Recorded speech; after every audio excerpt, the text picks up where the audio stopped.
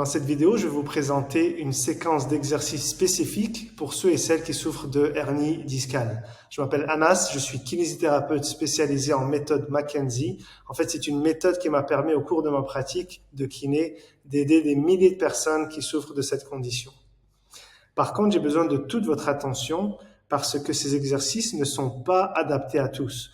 Il y en a pour qui ces exercices seront très bénéfiques et ils aideront énormément à réduire leurs symptômes, diminuer leur mal de dos et même des fois traiter leur hernie discale. Par contre, il y en a pour qui ces exercices ne seront pas adaptés et malheureusement pourraient même aggraver les symptômes. Donc j'ai besoin de votre oui, j'ai besoin de votre attention, à savoir qui peut bénéficier de ces exercices.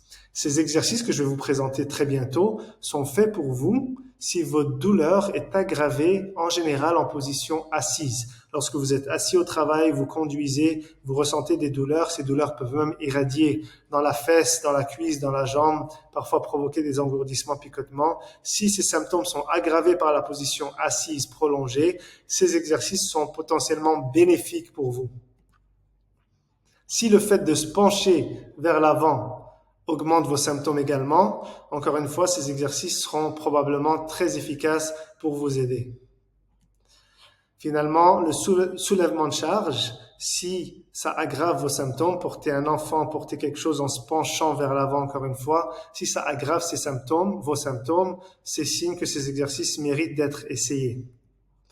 Maintenant, à l'inverse, écoutez bien, si vous avez des douleurs qui sont aggravées par une position rectiligne, donc soit être raide, soit être droit, soit être debout pendant une période courte, si ça aggrave vos symptômes, c'est peut-être signe que ces exercices ne sont pas adaptés à votre condition et que vous méritez en fait d'autres exercices, vous pourriez bénéficier de d'autres modalités de traitement. Si la position couchée aggrave vos symptômes au lieu de vous relaxer, encore une fois, c'est peut-être signe que votre condition est trop aiguë et donc il faut bénéficier d'autres traitements et d'autres exercices potentiellement pour vous aider.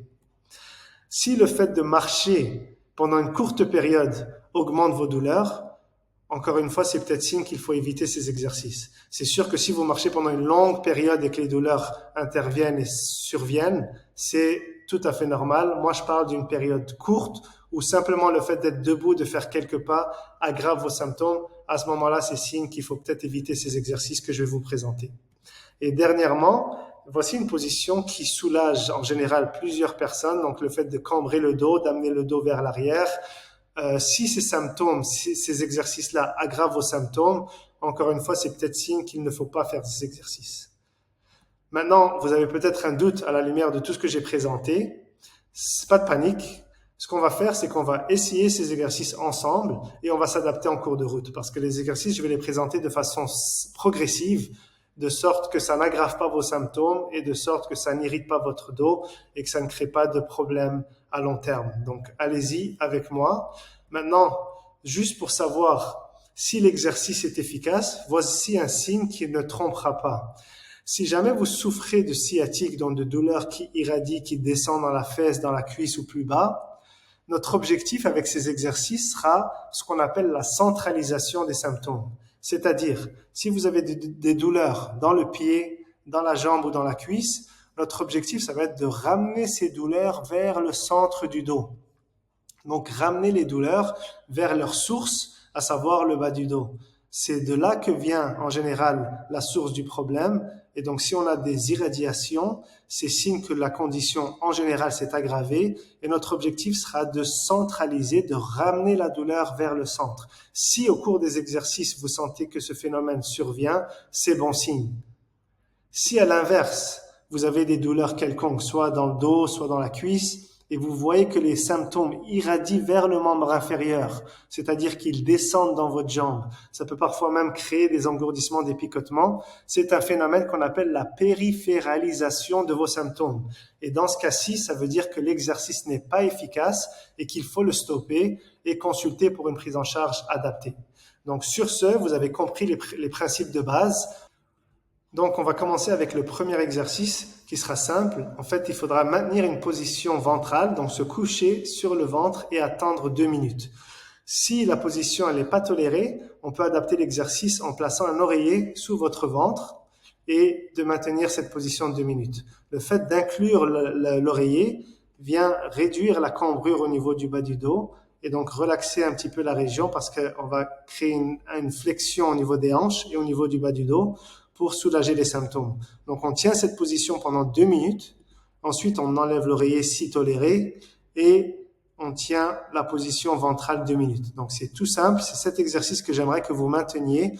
Tant qu'il n'aggrave pas vos symptômes, c'est bon signe et on peut ensuite passer à l'exercice suivant qui consiste en une progression logique, c'est-à-dire se placer sur les coudes. Après avoir été sur le ventre, on se place sur les coudes et on attend 2 minutes dans cette position particulière.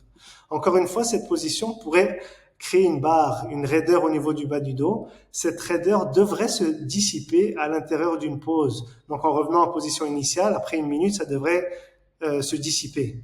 Maintenant, les facteurs sur lesquels j'aimerais que vous fassiez attention, c'est votre douleur. Et cette douleur ne devrait pas irradier.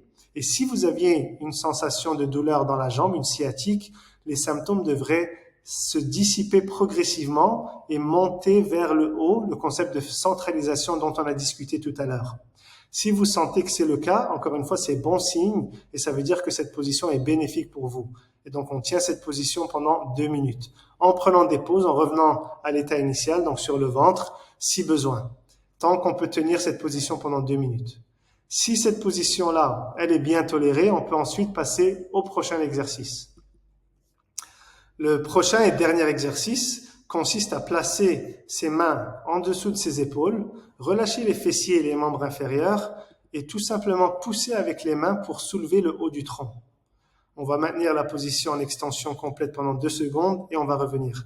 Vous avez pu remarquer que le monsieur ici, il est monté assez haut. Et donc, si vous avez, vous, des douleurs, ce que vous pouvez faire, c'est diminuer l'amplitude de mouvement et donc monter, par exemple, à la moitié du mouvement avant de revenir en position initiale. Ce qui sera très important, c'est de regarder encore une fois vos symptômes, notamment les symptômes qui irradient dans la jambe. Si vous avez une barre dans le bas du dos, encore une fois, cette barre, cette raideur devrait se dissiper lorsqu'on revient en position initiale et en prenant une pause de 1 minute. Si cette barre, elle est associée à des irradiations, vous devriez sentir en montant de façon répétée vers le haut une diminution des irradiations et donc une douleur qui monte tranquillement vers la fesse, la cuisse, vers le haut, vers le bas du dos. Si c'est le cas, on est en présence de centralisation et c'est bon signe et c'est signe qu'il faut continuer. Donc on monte et on redescend. Si vous sentez que de manière générale cet exercice est bénéfique pour vous, à ce moment-là, je vais vous inviter à faire cet exercice à raison de 10 répétitions, au moins 3 à 4 fois par jour. Ça veut dire que vous pourriez faire le matin en vous levant, en revenant du boulot, le soir avant de dormir et peut-être juste une dernière fois si possible. Tant que vous le fassiez 3 à 4 fois par jour à raison de 10 répétitions. Cet exercice de façon répétée devrait diminuer les sensations d'irradiation et donc diminuer la sciatique par exemple et aider à long terme la hernie discale par quelques phénomènes mécaniques qui dépassent le cadre de cette vidéo. Mais chez plusieurs personnes qui effectuent cet exercice, on peut voir une réduction de la hernie discale sur le moyen et long terme. Donc si vous sentez encore une fois que cet exercice est bénéfique, 10 répétitions, 3 à 4 fois par jour. Donc voilà, je vous ai présenté une séquence d'exercices à faire si vous respectez les critères d'inclusion qui ont été mentionnés en début de vidéo. Si au contraire vous sentez des douleurs qui sont aggravées et qui irradient dans le membre inférieur, ça peut être associé à des engourdissements, des picotements. Si ces exercices aggravent vos symptômes ou créent de nouveaux symptômes, c'est signe qu'il faut les stopper et consulter pour une prise en charge adaptée. Si au contraire vous avez senti que ces exercices sont bénéfiques pour vous, j'ai un autre bonus pour vous, un autre cadeau. En fait, ce que j'ai fait, c'est que j'ai préparé pour vous un programme sur 21 jours où on va vous envoyer des exercices de façon journalière pour vous aider à soulager vos symptômes, assouplir vos articulations, votre colonne vertébrale, tonifier vos muscles du tronc pour aider à prévenir les récidives de blessures à long terme. Si ça vous intéresse, je vais laisser un lien en description. Il suffit simplement d'aller sur notre site Lombafit et de s'inscrire pour recevoir des exercices et des conseils journaliers. Donc sur ce, je vous souhaite une bonne guérison, je vous souhaite une bonne journée, je vous dis à bientôt dans une prochaine vidéo. Ciao!